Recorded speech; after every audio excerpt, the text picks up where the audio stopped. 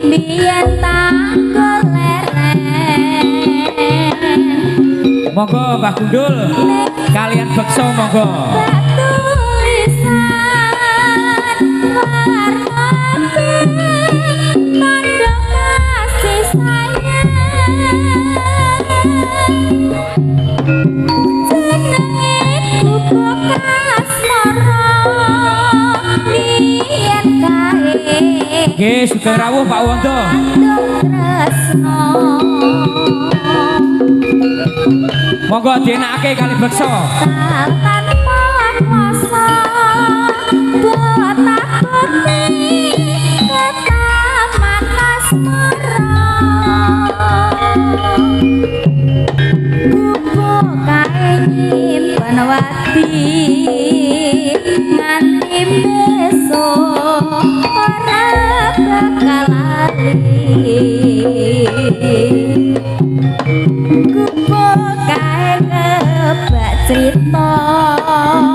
wayang wengi nganti keketrina setetan sajroning ati datan luntur saya merati aku kowe dadi karma mergo gubuk asmara berhibur bersama Wahyu Turangga Wahyu Krido Asmara wasik monggo Bapak Wondo dipun enakaken monggo jos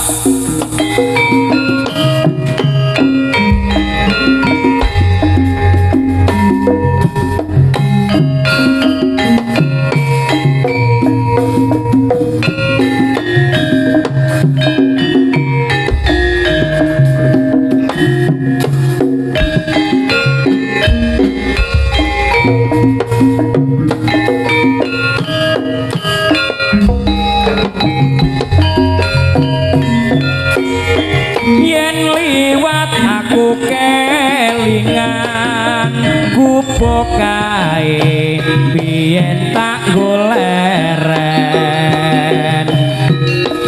neng jaga kebak tulisan warna abang tondo isih prawan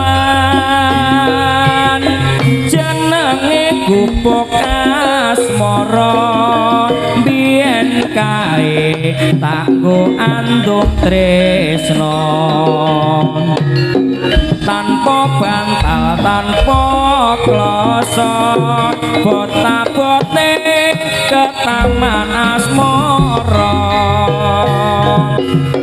gubuk kae nyimpen wati nganti besok ora bakal lali gubuk kae kebak cerita tengah wengi nganti jagat rina catetan sajrone ati datan luntur saya merati aku kowe dadi garwa mergo leren neng gubuk asmara gubuk kae nyimpen wati nganti besok ora bakal lali gubuk kae kebak cerita wengi nganti jagat rina catetan sajroning ati datan luntur saya merati